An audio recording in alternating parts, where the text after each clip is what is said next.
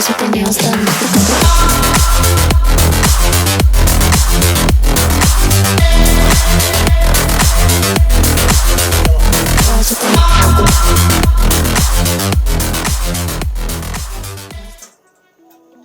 Ну что, начало ремонта я начинаю, соответственно, со снятия глушителя.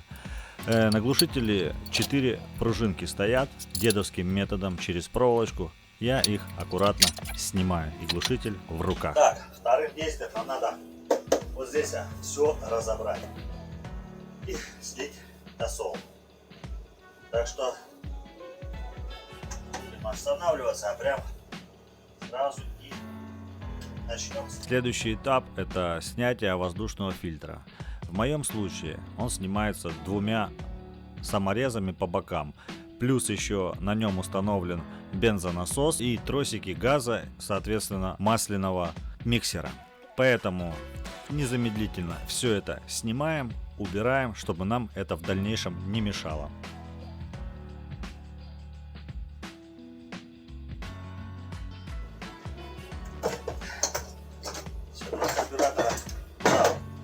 Здесь что? Здесь просто фишку отсоединил. Блин, а здесь сросший. По идее здесь должен быть такой, как вставлять кембрики. Ладно, сейчас откроем. Надо крестовую отвертку.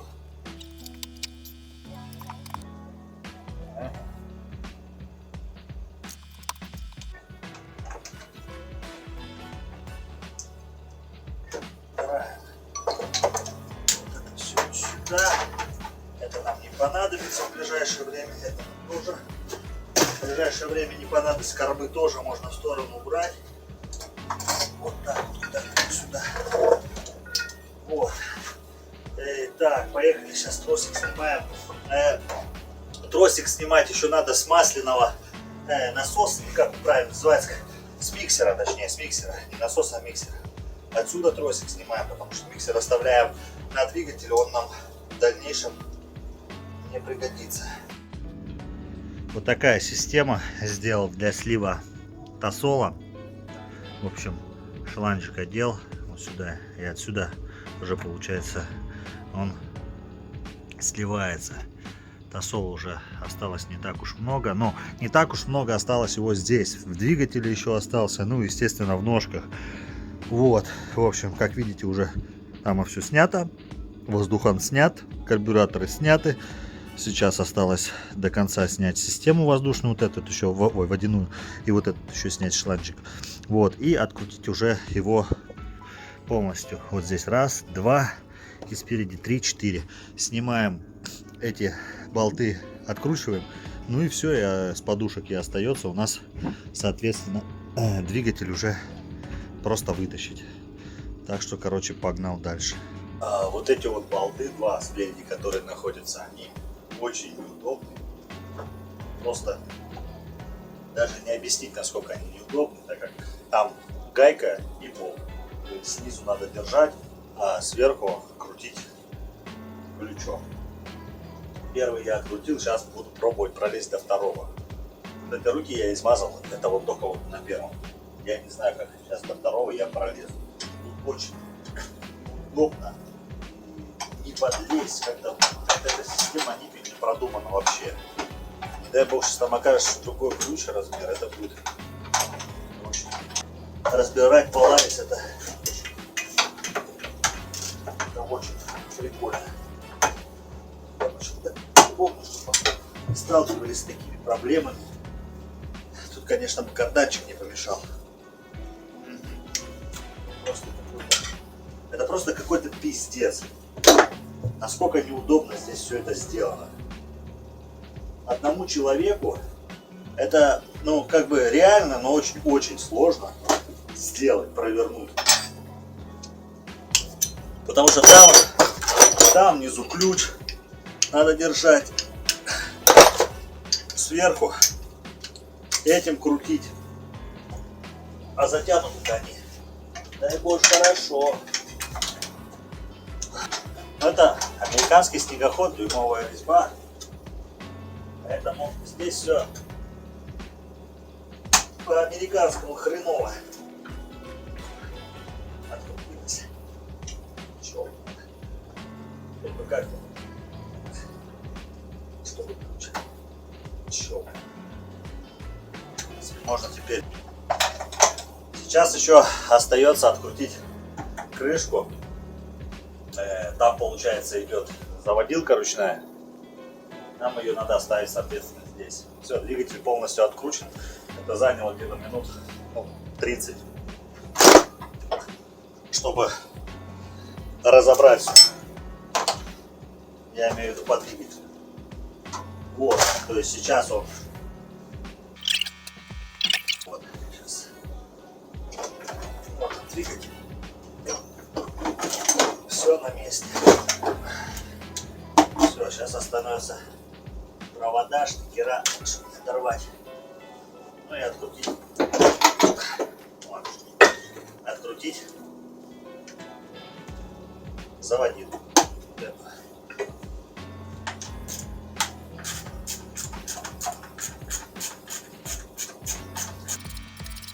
Надо потом все болты еще собрать в кучу, чтобы потом не заблудиться, когда будем собирать его. Сейчас вытащим его, поставим.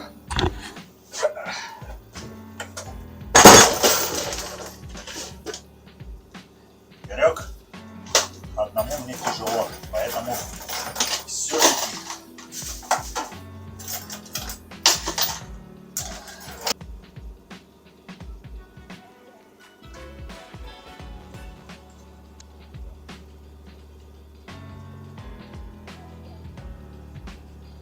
Ну, вот так вот ходит туда-сюда.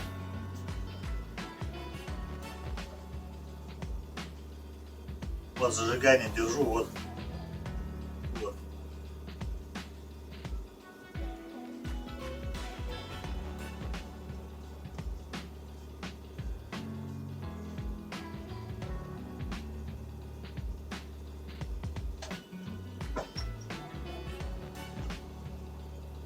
Короче, то вот этот ходит, я вот этот кручу, то вот тут, то вот это.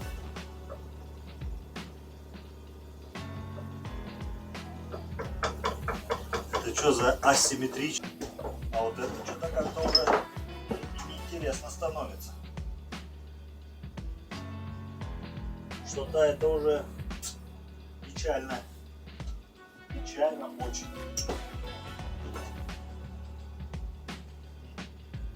Получается, крутишь вот этот. Вот. Я кручу коленвал. Здесь стоит на месте. Это что-то с коленвалом, походу. Я хер его знаю. Это, я так подозреваю, но очень бы не хотел этого подозревать, что это хуже, чем могло быть. Чем мы вообще думали. Что мы вообще думали? Это будет хуже. Ремонт этот будет сложным, долгим. Ну ладно. Делать все равно надо. Что бы оно того не стоило. Но нам надо сначала разобраться, как снять вариатор. Так, здесь болтик от него самого двигателя. Маден ин жопа. Так вот, жопа подвела. Жопа нас почему-то подвела. После снятия двигателя я покрутил вариатор, покрутил зажигание и понял, что они работают несинхронно. То есть что-то случилось с коленвалом. Позвонив человеку, который занимается снегоходами, он сказал: это шейка коленвала, привозите, будем смотреть. Я разобрал до определенного момента, до которого смог его разобрать, без съемников, и как бы понимал, что, возможно, дело не в шейке коленвала. Ребят, после того, как мы его привезли человеку, который будет заниматься этим двигателем, он был сам в шоке. И он и вердикт вы узнаете в конце этой серии.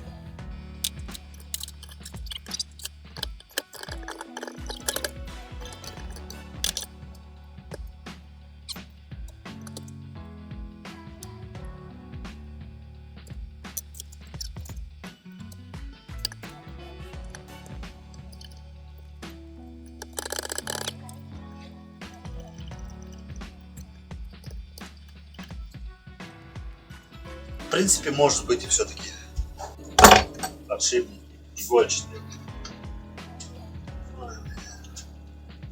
Так, решил, короче, пока что у меня нет съемника, не будем снимать картер, а снимем полностью голову. Я так подозреваю, что она должна вот так вот легко сняться, открутив только вот эти вот болты, но это не точно. Это не точно, причем совсем. Поэтому сейчас просто экспериментально ищем легкие пути, но не факт, что они у нас здесь будут.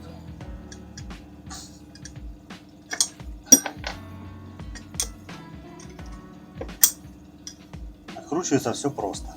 Ну, видимо, о себе дает знать дюймовая резьба.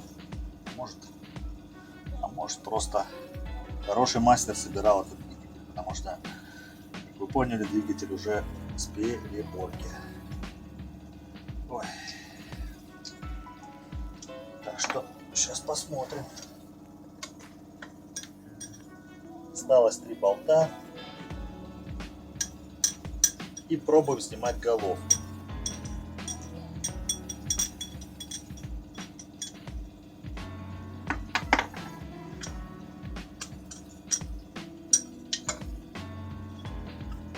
В гараже в этом, конечно, очень мало освещения, так что не знаю, как вам все это будет видно. Даже мне. 1, 2, 3, 4, 5, 6, 7. 7 открутил болтов. Вот крышка легко снялась. Вот и все.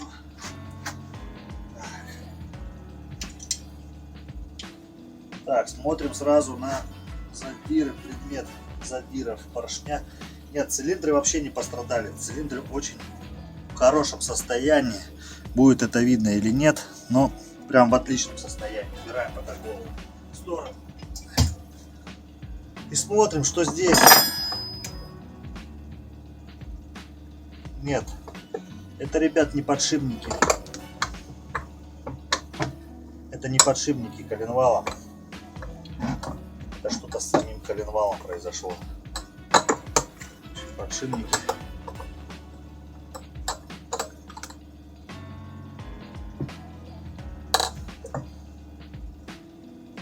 Да. Тут все нормально. Порванная прокладка. Прокладку убираем.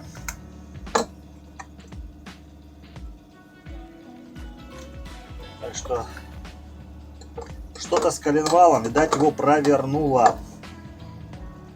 Провернуло его.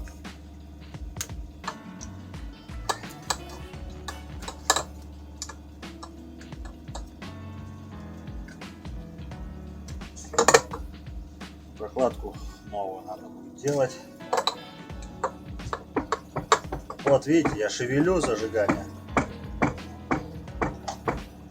а он на месте стоит. С поршнями все нормально.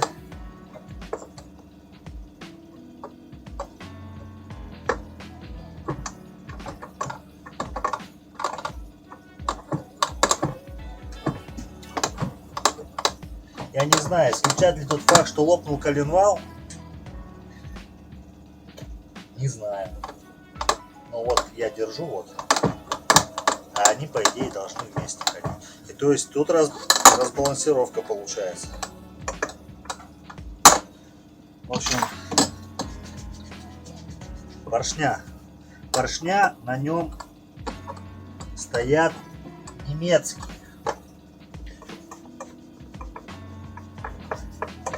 Нагарчик вообще просто в легкую стирается. И все. Ну, короче, скорее всего, мы его повезем, просто отдадим человеку, который его когда-то перебирал. Пускай он посмотрит точно, скажет нам, что конкретно случилось. Но я так подозреваю, что это распрессовался коленвал. Такое может быть на самом деле. И Из-за этого начало биение. То есть, блин, они, естественно, друг друга догоняли. Поэтому, возможно, такой факт. Пока что других я причин не знаю и не вижу. Но подшипники абсолютно целые. Что на самом коленвале, что под поршнями. Подшипники абсолютно целые. И тут тоже... Тут то же самое. Это просто получается раскоксовался коленвал на две части. Возможно, его просто надо запрессовать. Ну и поставить на место. У меня нет съемника. Нет съемника коленвала, нет съемника зажигания. Я позвоню Сан Санычу. Это человек, который перебирает и занимается переборкой данных моторов. И пускай либо он скажет к нему вести, смотреть, либо сами будем снимать, как-то снимать, не знаю. Либо он, если объяснит мне, как снимается зажигание, если только с помощью съемников, то мы отвозим ему, пускай он сам снимает и смотрит. Либо это как-то, не знаю, как это все будет выглядеть, короче. Ну, как-то вот так. Сейчас одно ясно, что это был не подшипник игольчатый, который находится под поршнем. Это раскоксовка, скорее всего, коленвала. Но точную причину вы узнаете, естественно, уже в дальнейших сериях выпуска. А пока что на сегодня все. Сегодня мы сняли двигатель, разобрали и приблизительно поняли причину, по которой двигатель застучал. Поэтому на сегодня пока что все. Пока что как-то вот так. А вы подписывайтесь на канал, ставьте пальцы вверх. И это будет полный апгрейд Polaris. Это как бы новый проект. И новый проект не только включает в себя переборку двигателя. Изменение внешности снегохода тоже вы увидите. Да, это будет долгое, не знаю, насколько время это затянется, вся история, но это будет история, ну, не хуже той, что было с тайгой. Ну что, ребят, по итогу мы имеем это порванную прокладку. И, короче, получается, человек, который перебирал этот двигатель 4 или 5 лет назад, он сказал, что это отрыгнуло какая-то шейка коленвала. Я, если честно, пока особо в этом не понимаю, не разбираюсь, не знаю. Но суть в чем? Суть в том, что мы завтра уже едем к этому человеку, отвозим этот двигатель, он вскрывает, снимает со съемниками нам зажигание и коленвал, вскрывает, соответственно, коленвал, меняет или делает эту шейку, я не знаю, как это правильно называется, что с ней надо делать, пока что я не знаю, я уточню и вам расскажу обязательно, что случилось с этой шейкой. Он нам делает, собирает, отдает, и мы ставим все это на место. Но, ребят, вы скажете, теперь на этом все и закончится, никакого дальше интересного контента не будет. Нет, ребят, самое интересное только впереди. А точнее, я вам немножечко заспойлерю, это будет полный апгрейд снегохода Polaris. То есть это, по сути, новый проект после снегохода Тайга Варяг 550. Здесь будет полностью изменена внешность. Я пока вам даже какая внешность будет не буду, но скажу точно, что там будет подсветка, очень много чего всего. И очень будет много чего интересного изменено. Цвет, подсветка и так далее. Короче, ребят, вы не думайте, что колхозники какие-то что-то собирают, делают. Нет, ребят, будем все делать интересно, классно, качественно. Поэтому подписывайтесь на канал и не пропускайте дальнейшие видосы. Это по-новому новый проект, который, будет долго длиться, я так подозреваю, до следующей, точнее, это будет проект до следующей зимы, которая уже наступит очень скоро. Поэтому, ребят, в общем, как-то так. Завтра везем двигатель в Мурманскую область, в город Кову, и там нам будут его смотреть. А сейчас я с вами прощаюсь и до новых встреч. Пока-пока. Подписывайтесь на канал, пальцы вверх и до встречи. Это новый проект.